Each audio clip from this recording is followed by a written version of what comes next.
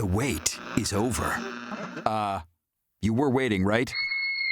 Oh, God. No. Please, no. The end is nigh. Darwin and Kat are back. McDonald's, you love it. Ba-da-ba-ba-ba, or maybe you hate it. And you swear you will quit one day. McDonald's didn't just sell burgers, it sold predictability, and that became the template for corporate America's takeover of, well, everything, even radio. But if you grew up in the United States, it's almost certainly left a mark on your childhood. When Kat and I were kids, McDonald's wasn't fast food. It was a special occasion. High living, something to get really excited about. It wasn't a sketchy off-brand place with mystery meat and questionable fries. It was tried, it was true, and it came under glowing, crispy golden arches. But somewhere along the line, the menu changed and the vibe changed and the play places became a biohazard coated in snot and boogers and fear. But today, we're going back to a simpler time, a tastier time, a time when McDonald's felt magical and absolutely nothing traumatic ever happened in a plastic booth. Or did it? Welcome aboard the garbage barge. Get on the boat, weirdos. Chicken McNuggets are how I learned about sex. What?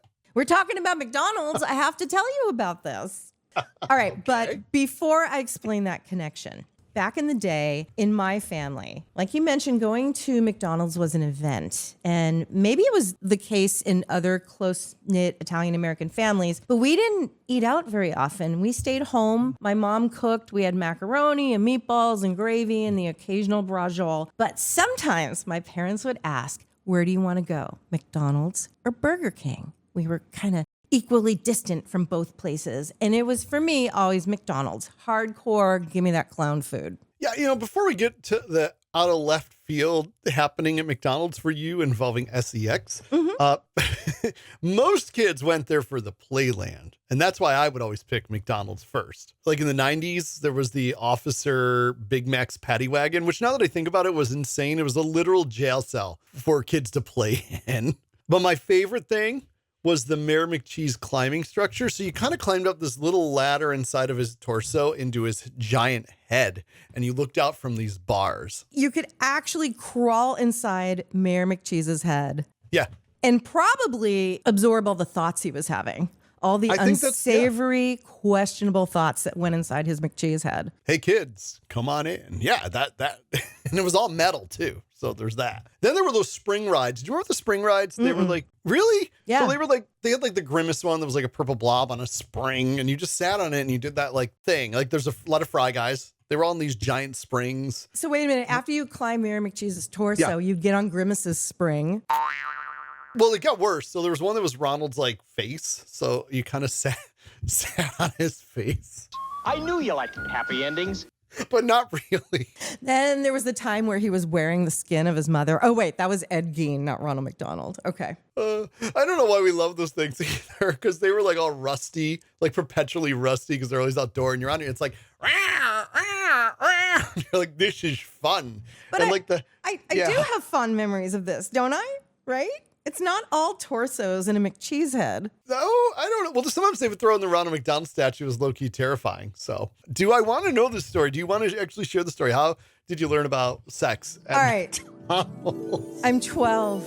It's a beautiful, sunny Saturday afternoon. And my dad says, hey, you want to go to McDonald's for lunch? Oh, heck yeah, of course I do. So it's like nothing unusual to start. You know, we order, sit down.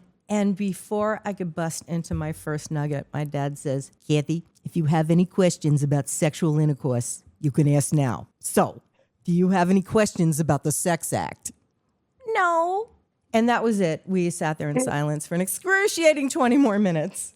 Stop it. So perhaps it's a misnomer that I actually learned about sex, because I kind of learned that, I learned that from my friends. But that was my absolutely horrifying McDonald's sex talk. I bet your dad was really proud about that too. Like, Yeah, I taught Catherine all about the sex. Oh, my mom probably said, you take her and you order her lunch and you tell her about the birds and the bees. And the mistake he made was saying, do you have any questions about the sex act? What child is going to just like open a binder and go, yes, according to statute 349. And no, I didn't have any questions. I wanted to die. You just wanted to dip your nuggets into the, like, back then they still had honey. Yeah. For the nuggets, just, like real honey. Exactly. And you're just like, just leave me and my nugs alone. well, we would be failing in this episode if we didn't mention the wonderful and weird characters at McDonald's as well. Start that off. Ronald, obviously, right? The clown mascot, right? The red and yellow striped outfit. And of course, we mentioned Mayor McCheese. And you got Hamburglar, which I always thought was a questionable one, right? What did he say?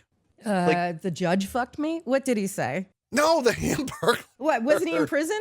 No. He was doing time, kind of? He was like rubble, rubble, rubble or something. He had a noise okay. he made. Rubble, rubble, rubble. Yeah. Sorry. He stole the hamburgers, which made me kind of think, if I steal one, is that okay? Like, right? If you think about that. Wow. Could you just steal a hamburger from the McDonald's? Would it be okay? Because they had a whole character that was basically, that was his life. You contemplated a life of crime because of him. I did. Grimace, probably the most famous one besides Ronald, right? Grimace? Right. Grimace was the large purple blob guy. And correct me if I'm wrong, Grimace originally had multiple arms. Yes, you remember correctly. Yes. Now, Grimace I scared don't the hell out know of people. if he lost them in an accident or he went to a plastic surgeon, but I don't remember multiple Grimace arms. He had arms all holding cups of beverages. Yeah, and right. I think there was 4 arms. He had 2 up top and 2 down low. And so, oh boy. Yeah. So Watch he had out for surgery. Grimace's low arms, kids. Uh-oh, I'd better go keep an eye on Grimace. He had surgery to remove the lower arms. Oh my God. What was he doing with those lower arms? Come here, kids. Give me a low hug. Oh God. Stop climbing McCheese's torso and give me a low hug, kids. Don't touch Grimace. And actually, I believe he was originally a villain. Give I Grimace think he some was- sugar. Come on, Grimace. It's time to get back. But okay. Did you ever, when you got older and you discovered what a butt plug was, did you all of a sudden look at Grimace and be like, wait a minute? Well, actually, my dad took me to McDonald's to tell me what a butt plug was. Did you have a favorite character? Because my favorite was actually Birdie, the early bird. Remember her? I do. I like Birdie, but I got to say, Mayor McCheese doesn't get enough credit. He had. I think you're right. I think you're right. I mean, he had a big, giant, cheeseburger head, and he was just so much cooler than Hamburglar. And did you know that he disappeared because Sid and Marty Krofft, who brought us really weird psychedelic 70s shows like Lidsville and HR Puff and stuff, they sued McDonald's for copyright, and McCheese was pushed out. And then the stupid Hamburglar was thrust into the spotlight. I don't know. I did not know that. I am always going to be a bit of a McCheese girl. Okay, I get it. I think they were able to bring him back at some point, probably, right? Maybe they licensed him. I don't know. There were others. There were the Fry Guys. They were like little pom-poms that talked. Fry guys took our fries. But then there were the weirdos, okay? So you know that Grimace had an uncle, Uncle O'Grimacy, for their Shamrock Shake. Uncle O'Grimacy. Hello, boys. I'm back, and I'm painting everything green to match me shamrock shakes. He sounds like he would have been a bit of a boozer, not to lean on stereotypes, but okay. The Irish one. Well, he only appeared around St. Patrick's Day, so you might There be you onto go. something. I don't know. Uncle O'Grimacy. There was another one from space, Cosmic. So COSMC, Cosmic. One day, a strange object landed in McDonald Land. Look, a silver flower pot. Oh, that's no flower pot, Grimace. Who's there? Hi-ho, Earth people. Cosmic here. I popped in from outer space on a trade mission. I don't remember him, and I'm actually surprised because I'm just such a UFO and space weirdo that I've never heard of Cosmic. Yeah, he was this alien. That was like when everything was going to space. I don't know. But do you know which one creeped me out the most and I was glad to see go away? Tell me. The Professor. Do you remember the Professor? Oh my God, the Professor. It's the world's greatest living mad scientist working on another contraption. My psychedelic electric hamburger machine will make the best hamburger in the world. What was it specifically that freaked you out about him? I think that he was actually a guy. Like, I was a real small kid, like early 80s, and he started off in the early 70s, and he kind of changed a bit, but he had like those round glasses, and he had like white hair that kind of came out like and a mustache, but no beard. Yeah. The beard grew down, but there was nothing here. I don't know, there's something creepy about him. I didn't like him. at all. He was in a lab coat. Yeah, I'm looking at him right now. And Yeah. he also looks like he skinned his mother and is wearing her face. I feel like he's on a registry somewhere now. I'm just saying. Yeah. I don't think the professor can come within 50 yards of a school. No. There's one other one that was Sunset. Captain Crook. I think he was Sunset. He was another villain. Like, he was stealing the Filet-O-Fish sandwiches. Of all things to steal. Yeah, right? And I'm not big on the, like, Filet-O-Fish thing, but I did like the little fish. Remember the singing fish? There was like, give me back that Filet-O-Fish. Give me back that Filet-O-Fish. Give me that fish. I was never a fish au filet gal either. No. But I loved that commercial. And they try, you can buy those, by the way. They sell them. If you want your own, you can do that. So that's a little history of, McDonald's. Where's McDonald's come from? Like, we know these characters, but like, did it become famous because of the McDonald's or somebody else? They were just thrust upon us as kids, and we just accepted it. Like, of course, there's a grimace with 9 arms. I mean, that's just real life. Yeah, we never really questioned where did this come from, right? So it actually started in California, just like you. Well, no, you started in New York. I did, but I grew up in California. Close enough, yeah. Yeah, in San Bernardino, some brothers, their last name was McDonald. They started a hamburger stand, and it was more of a barbecue than hamburger, and they realized that's where they're making their money. And this guy that was actually a sales guy for the milkshake machines, I'm sure there's a name for them, the mixers, right? Sure. Ray Kroc. He ended up realizing how much money they could make, and they sold so many shakes. He ended up basically saying it wasn't the food, it was the way it was being made quickly. And so he basically buys the restaurant from them and franchises it. So he developed the speedy service system, and it completely innovated how fast food was made. Yeah, it becomes this blueprint, like kind of an assembly line, right? Where you just, one thing in a row and it goes in a row. So it really was all about speed, and it explodes throughout the country as well. And now when you go there, they made a lot of money, of course, with real estate and branding. But the idea was when you went into a McDonald's, it was the same uniform everybody was wearing, the same measurements for the food. Everything was the same squeaky spring toys. Everything was the same. And it really worked, and it made them very, very wealthy. And everybody else started to copy it as well. So I want to know, let's go back to little Darwin's life. What was your go-to order? Oh, the nuggets. Still a weakness. I still love the nugs. What about you? Well, when I was little, it was hamburger, French fries, and a Coke. And I'd squish them all together in my mouth, and that was like the greatest taste in the world. But the problem was when my dad would order for me, he was a very, very impatient man. And McDonald's is all about speed and efficiency. And I completely gummed up the works because I had to have my little princess burger that was just meat and bread. And it would just like infuriate my dad. And he would get up to the counter and be like, listen, my daughter's weird. She just wants meat and bread. Can you do that? And I didn't understand why he was so upset at me for having my little princess burger. And my mom explained it to me one day. She said, well, your father gets very hungry and your order takes longer, so he doesn't get his food so fast. How does yours take longer? They don't have to put anything on it. But thank you. Thank you for standing up for me. I thought it took a shorter amount of time. But they couldn't just grab mine from under a lamp and go, here, kid. Yeah. But your father also like shaming you. My daughter's weird. Like, I don't know what's wrong with this goddamn kid, but she doesn't like pickles. Oh, what time of day would you go? Was there any time your father really wanted to go? Like, what was the? Well, I mean, dinner time was his hangriest, but I have to say that nuggets changed my life because when nuggets came out, I could just order off the menu like a human. Introducing Chicken McNuggets. McDonald's new McNuggets. A McNugget is a boneless chunk of tender, tasty chicken with 4 kinds of sauce to choose, especially for dipping. There was a time before nuggets existed. There was a time before nuggets. I know. If you look in the ancient history books of the elders, you will see this. And now you had a story about, I'm looking at our show notes, and I thought you said Big Mac Stripper Club. But then I'm like, wait, what? No, Supper Club. All right. So the Big Mac Supper Club, in the mid to late 70s, it was test marketed in a few cities.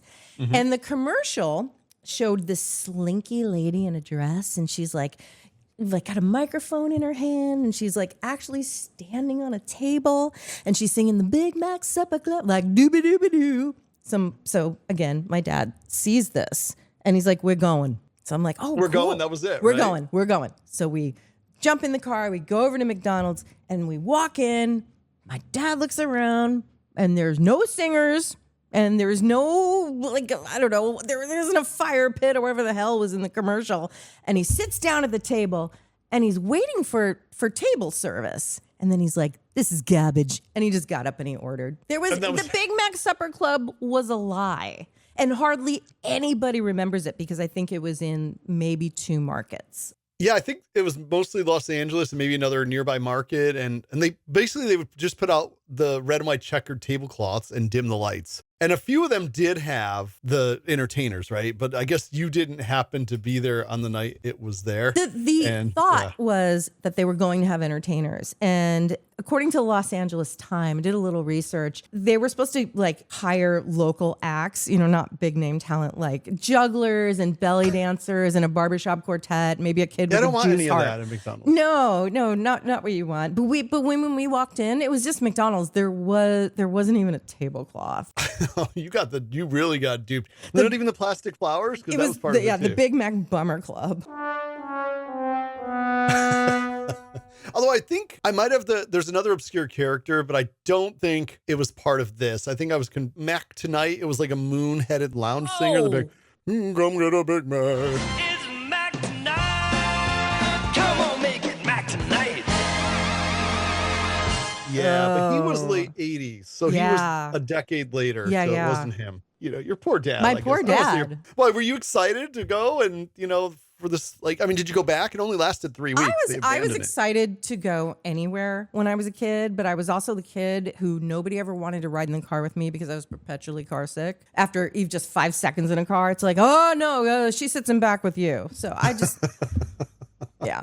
So there's a factoid I remember about you from when we did our morning show. Oh, no. And I remember there was one day you disclosed you'd never had a Pop-Tart, and then you also disclosed a few other foods you'd never had. And correct me if I'm wrong, this could be foggy. Is it true, do I remember this, you've never had a Big Mac? This is true. To this day. How? Because... How? Tell me.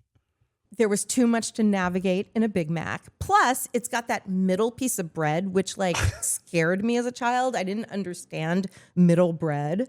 So I would just get the hamburger plain, or when I got a little older, a quarter pounder in my pre-nug days. So yes, technically, I have never had a Big Mac, which makes me just sound like a huge communist or something. That's crazy. But what do you mean too much to I know you wanted your burger just all plain, but you just not even a little bite of one? Nope. Not at all? Nope. I've never had a Big Mac. Oh. You're sad for me. You actually look sad for me. I'm okay. I do. I've never had McRib either. Have you? Unfortunately. I mean, it's not. I know you're not proud. You don't look proud. No, because it's everybody loves it and it's such a letdown. And then it's why do I don't know why. It's a rib with no bone, right? It's just a wiggly riblet. They made it in a mold, right? They just molded it and said, here, enjoy. It came out of a tube of Play-Doh. Yes. You have a good memory. You have a really good memory. Wow. Random memory. Yeah. They have some failed items. I remember one that I loved in the 90s and they did away with it. Can you guess what it was? Because think about, let me give you a hint here. There he is. Oh, Bacon. Your tattoo is Mr. Bacon. A McBacon? Close. What is it? McDLT. Oh, keep hot side hot. You get a cool side cool. New McD. LT. I liked the McDLT. I loved it, but it went away but it wasn't for a reason. It wasn't its fault. No, it was because it was an environmental disaster in styrofoam, and that's why they discontinued it. And then they started wrapping the burgers in just paper, and it was sad. PFOA paper, yeah, which is not good for you either. I loved the McDLT and the McDonald's lettuce and tomato, which was just it was so good. I mean, it was a hamburger. I liked that segregated burger. Wait, that didn't sound right. It did not. Nope, but it's okay. But we don't want your kind on this side. God, what a mean burger.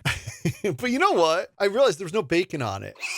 Yeah, I don't think there was. I'm trying to recall the song, and I don't remember a bacon verse. So that's why I was a little confused at looking at Mr. Bacon just now. So, okay. Yeah, I feel like I wanted it to have bacon on it, and maybe that's why I liked the damn thing. A kid can dream. There was the Arch Deluxe, which was supposed to be premium. Oh, yeah. That was like the fancy grown-up burger. Introducing the burger with the grown-up taste. McDonald's Arch Deluxe. Yes. And then the... Too rich for my blood.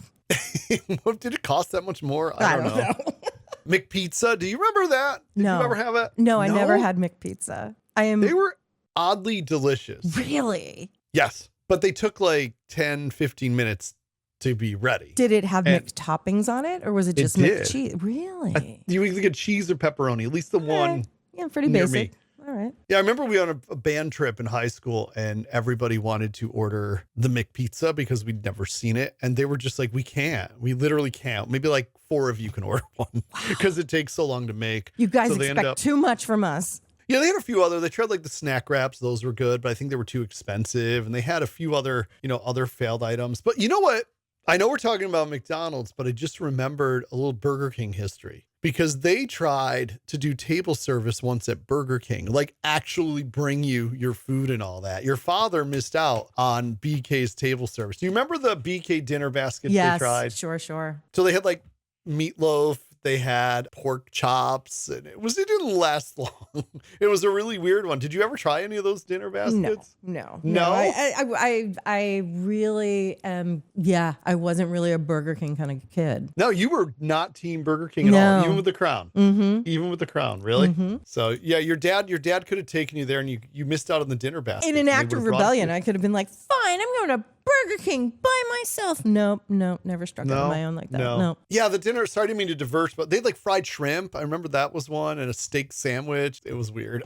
Okay. So McDonald's though has also had, if you've traveled, I know you've been to Hawaii. Mm-hmm. What is the famous burger you can get in Hawaii? Probably a Spam burger. Yeah. Yeah. They tried a hula burger at first that was just grilled pineapple, and then Filet-O-Fish took over. But then in Hawaii, the Spam burger actually is still a thing. It's definitely a thing there. Now, do they put pineapple on that? Well, Or I is it didn't. I didn't fly 6 hours to Hawaii to eat a Spam burger, but I've heard of it.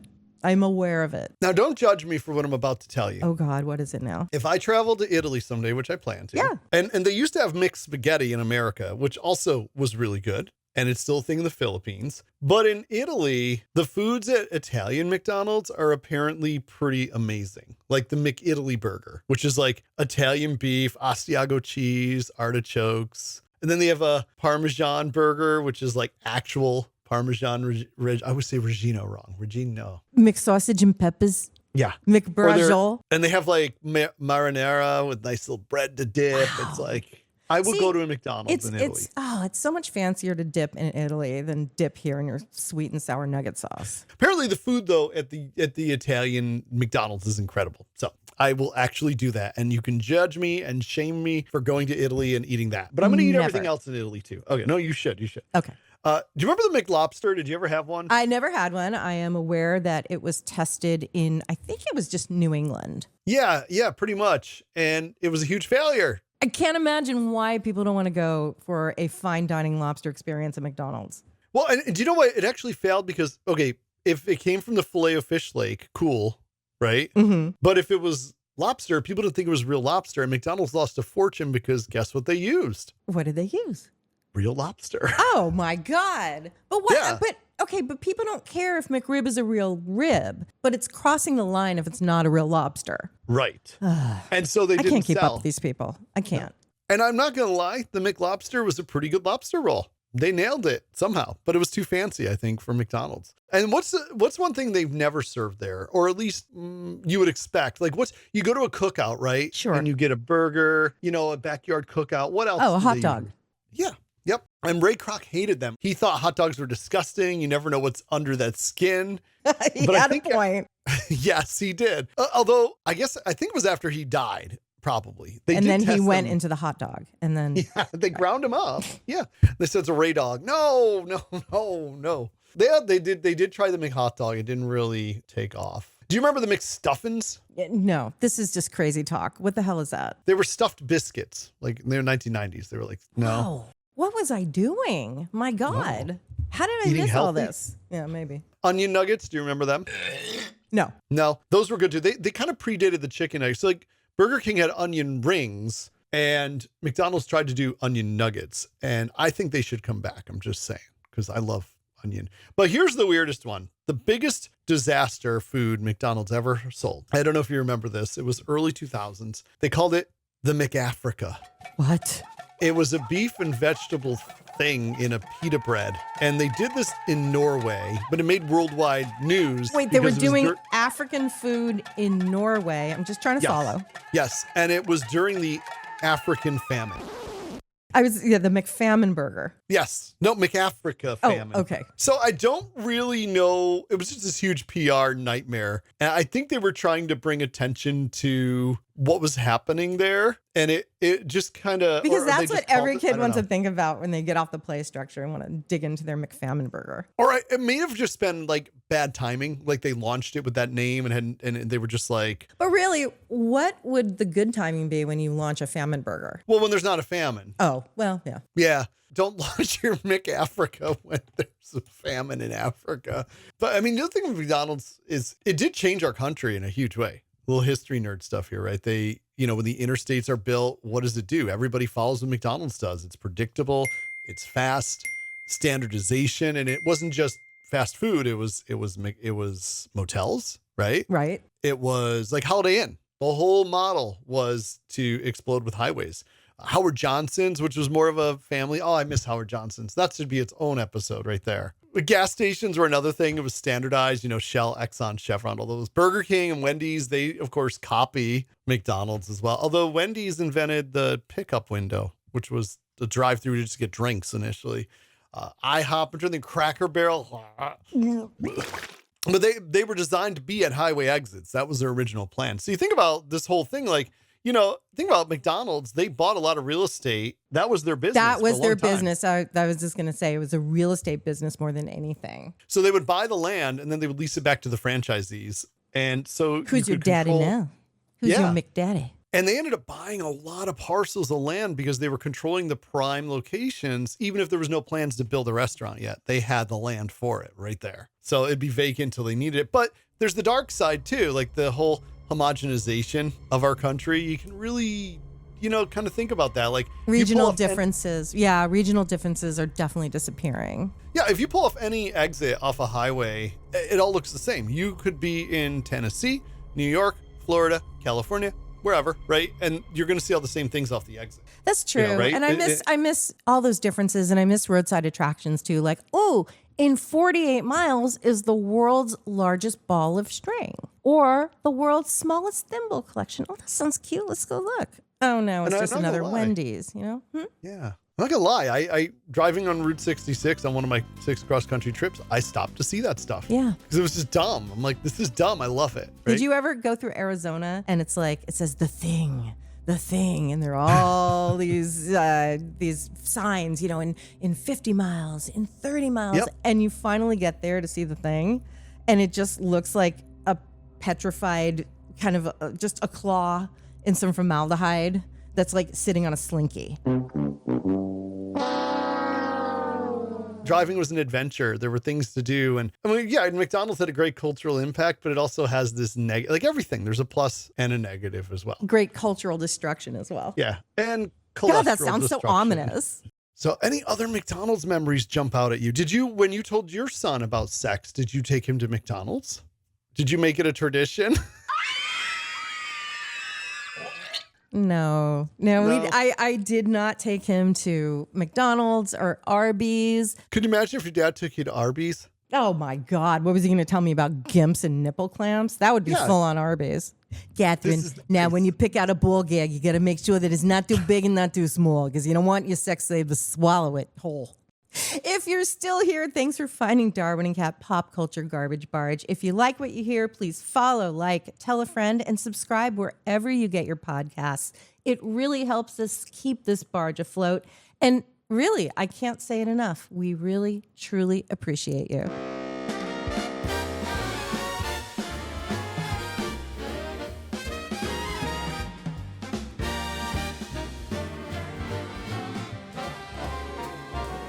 Get on the boat and relive the pain. Helmet hair is rising like a hurricane. My cat's my best friend, and so is my bike. I'm chasing radio signals for any signs of life. Pop culture garbage barge, growing up weird made us who we are. Pop culture garbage barge, get on the boat, dork, and bring your emotional scars.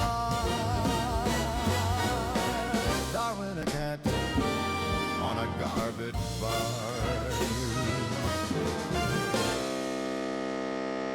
Oh boy, I better put this away.